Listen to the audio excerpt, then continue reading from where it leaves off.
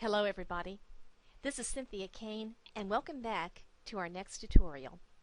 In this one, we're going to be covering some basic and advanced searching techniques in our databases that are through our library's webpage, not only to help you do your literature review, but also just help you to do research in any project for your graduate classes a lot more effectively and efficiently. I'm back in the Google Chrome browser, but as you know, you could use just about any browser to perform your research. And I'm going to take my browser back to library.emporia.edu. And this time, we're going to click on the Databases tab.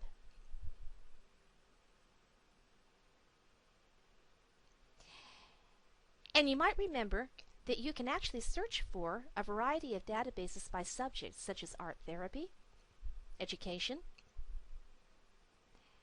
and psychology. And we are going to go to the psychology subject area. As we saw in our first tutorial, you can contact me here through my profile. And we're going to scroll down on this page. And I want to highlight several databases that might work for your information need. PsycArticles, PsycInfo, and the Psychology and Behavioral Sciences collection. When I do research in your field, I tend to go to the PsycInfo database first. Now the difference between PsycInfo and PsycArticles is that PsycArticles actually is a full-text database, but it only includes journals that are published by the American Psychological Association and other publishers. In contrast to that, the PsycInfo database is going to include references to books, book chapters, dissertations, a lot more than you're going to get in PsycArticles. I tend to use the Psychology and Behavioral Sciences collection as a secondary choice. It's not as comprehensive as PsycInfo, but it does sometimes pick up some different journals that you might not find in the PsycInfo database. So let's go ahead and click on PsycInfo.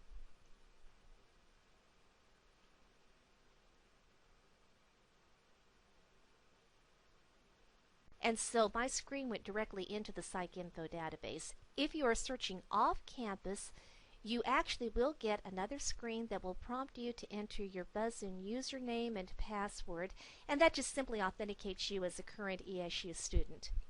Now, something that I do in every database is go to an advanced search whenever that's available.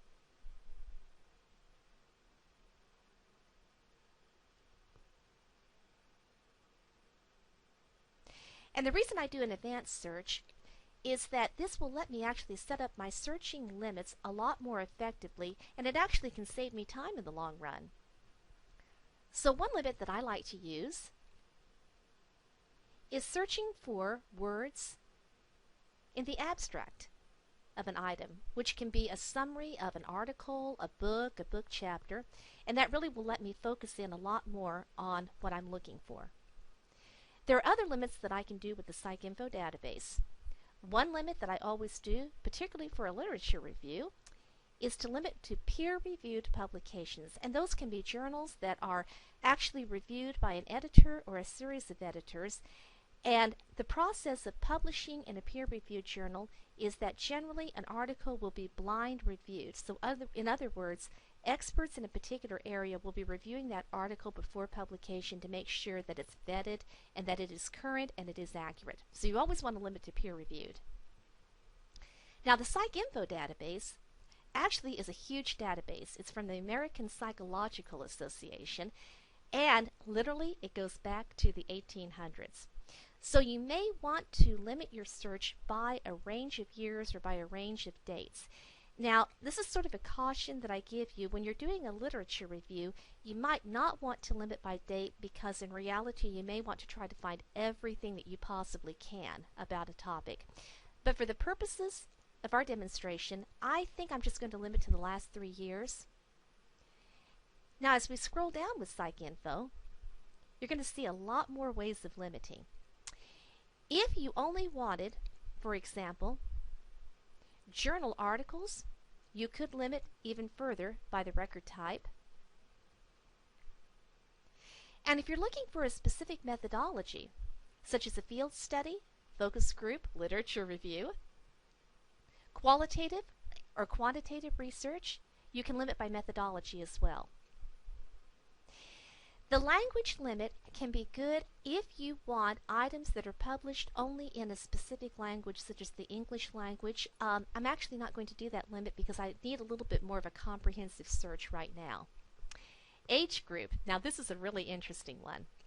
If you are focusing on a particular age group, such as preschool, adolescents, aged or even very old, you can limit your search that way as well. Target audience, you can say that you only want professional. And on population, I tend to use this one more if I'm dealing with experimental psychology, if I need only animal or human, or if I'm limiting my research just to females or to males. I'm not actually going to do that limit right now because I'm afraid that might narrow my search down just a little bit too much. Well, in our first tutorial, I was dealing with the idea of quitting smoking or smoking cessation. So I still want to search on that, and now I want to look maybe for counseling techniques or counseling theories. So we're going to type in smoking cessation.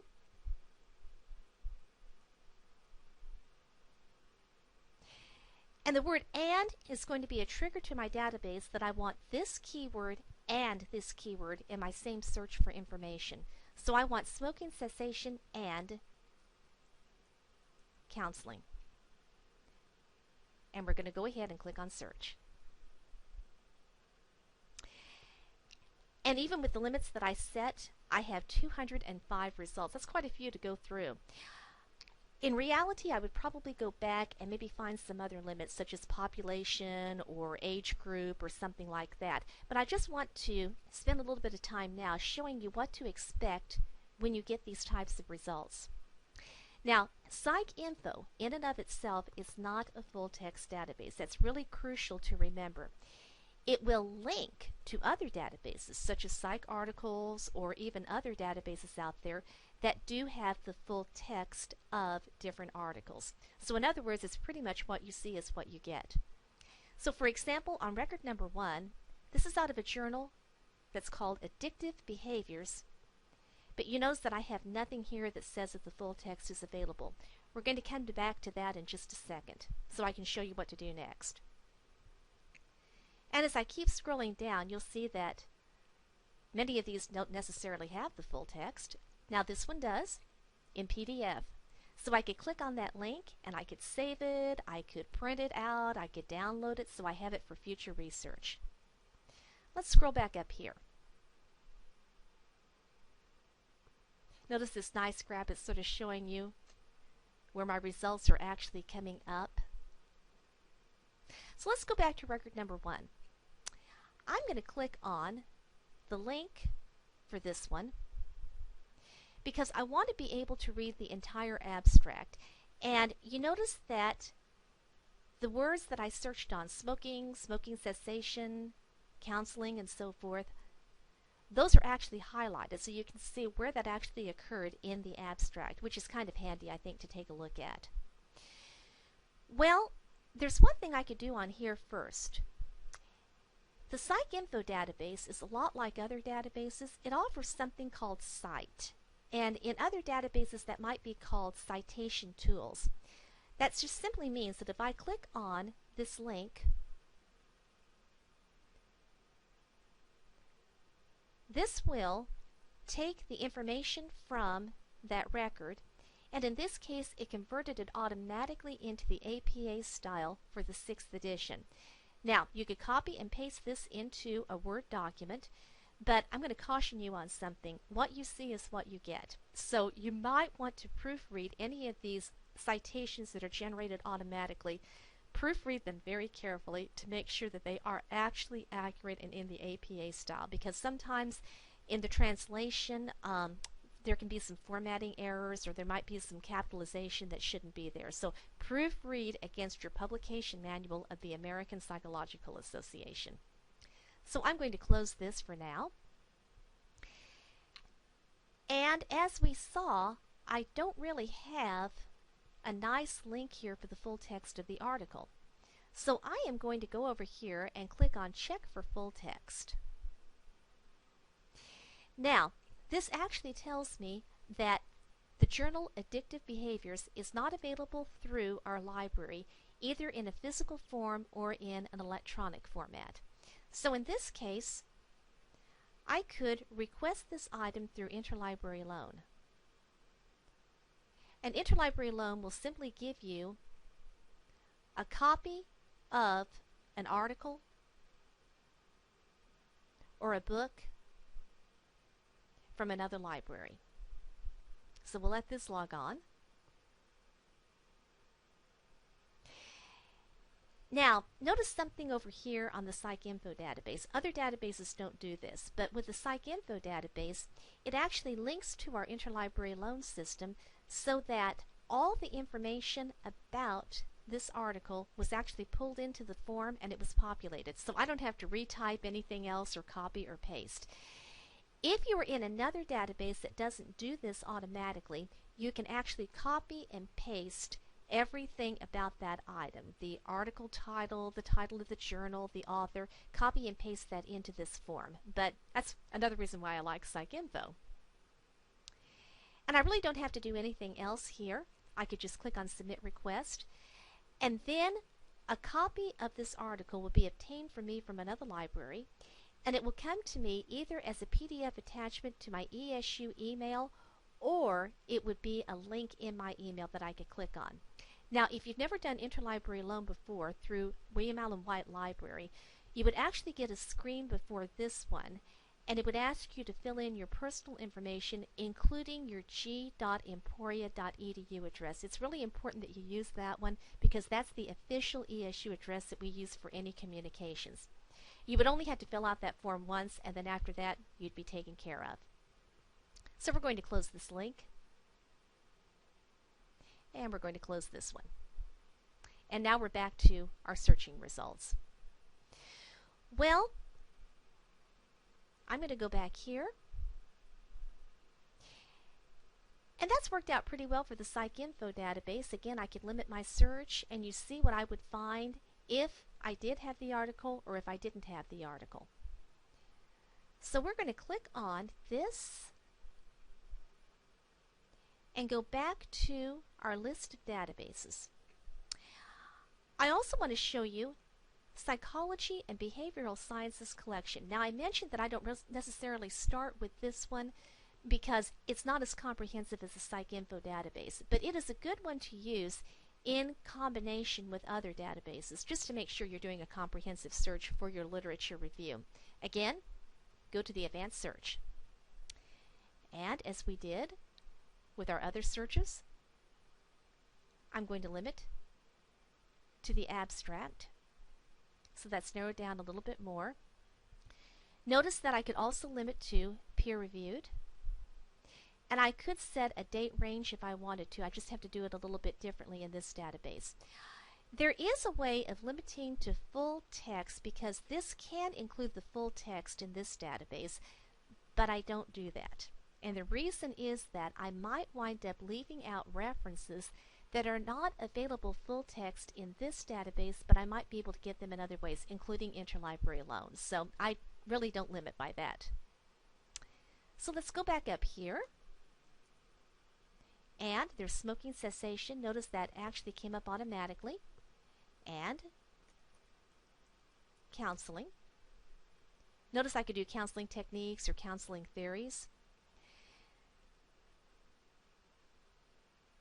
And that popped up again, so I'm going to do my limit again to the abstract. And I wanted to go back and do that just to make sure I caught everything. So now I have 111 results. As I said, a lot of these are going to be available in PDF full text. Now, there's something that's a little bit different in this database. And I think one thing you really want to be aware of is that depending upon the searching process, different databases search in different ways. So a good example is here. I don't have a nice link on these records to be able to click and see if I can get to the full text through another database. So this is what I have to do. I'm going to go back up here first, and I'm going to take this tab back to the library's webpage. I will often keep one tab open just to the library's webpage when I'm searching in different databases so that I can go back and forth a lot easier.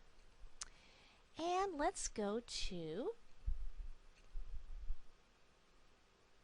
a record here. I'm scrolling down a little bit. And again, many of these do have the PDF full text. Let's use this one. Now, the reason I wanted to do this is that it's kind of hard here to see the title of the journal, but that's what we're looking for. It's sort of hiding, but this one is Addiction. And I'm highlighting the title of the journal. The reason I'm doing that is that for this specific database, I'm now going to have to go to the Journals tab. And I need to paste the name of the journal. So I'm actually looking for the journal. I'm not looking for the title of the article. I need to see if the journal is available in our library, and if so, the dates that are available for it. So this one again is a little bit tricky. That's why I wanted to show it to you. This is probably the one that I need, Addiction, because you notice that these others don't quite match up with the other titles. This is Addiction, Research and Theory, for example. So let's go to this one. Now this tells me that the full text of the journal Addiction is available in some different databases, but look at the coverage very carefully. Notice that this first one says that it's available in Consumer Health Complete from 2004 to 12 months ago, a year ago. That's not unusual. Many publishers of journals will put what's called an embargo on the electronic full text of a journal. That's why sometimes it gets so frustrating and you think the full text should be there, but it's not. It's probably because of the publishers. Now this one is from September of 2014, so we'll just go ahead and click on this one. And let's go to 2014 and September of 2014. And see, that was less than a year ago. So I don't have the full text available for this specific journal. So this again would be one that I could actually access through interlibrary loan. So look very carefully, because even if the journal looks like it's available in print or an electronic form, it may not actually match up with the dates that you need. So just something to take a look at. I have one more database that I want to show you that's mentioned in your chapter in your textbook. And I'm going to go back here, and this time I'm going to change this search back to all subjects if I need to do that. And the last one I want to show you is under the letter A. And it's called Annual Reviews. Again, this one is mentioned in your textbook. We used to carry this in print, and now we have it available electronically. Annual reviews are just that. They basically are annual publications of research in a specific field, including psychology and related fields. This is a great way of gathering background information for your literature review. So I could limit my search here. You see a lot of possibilities. I limited my search to psychology, and I'm going to go ahead and do my same search that I've done before, which is smoking, cessation, and counseling.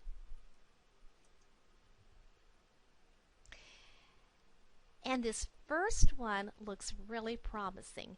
This is actually a chapter called Therapy for Specific Problems, Youth Tobacco Cessation. And it's from the 2009 volume of Annual Review of Psychology. And these are all full text, by the way. Now what's going to happen is that you're going to see a rather long article. It's actually a long chapter. But the great thing about this is this can give me some wonderful background information, and there's something else that happens, and I apologize because I know I'm scrolling pretty fast on here. But the reason is that I want you to see the end of this chapter. If you find an article or if you find a book chapter that relates specifically to your topic, always look at the end, because you'll probably find a bibliography, which might also be called a references list for psychology, or in this case, this is called literature cited. This is actually a list of references that were used in writing the article or writing the book chapter, just as if you were writing a research paper. Look at those references, because you may find some hidden nuggets of information there. If you find any references to articles or other items, then you can check in our library to see whether we actually have those journals, and we're happy to help you with that as well. I hope that this tutorial has been very useful for you. In our third tutorial, I'm going to be going over some other basics of interlibrary loan, document delivery, some things on APA citation style, and also just wrapping up anything you need to help you learn and to help you really be able to contribute to the field through your literature review. Take care. Thanks.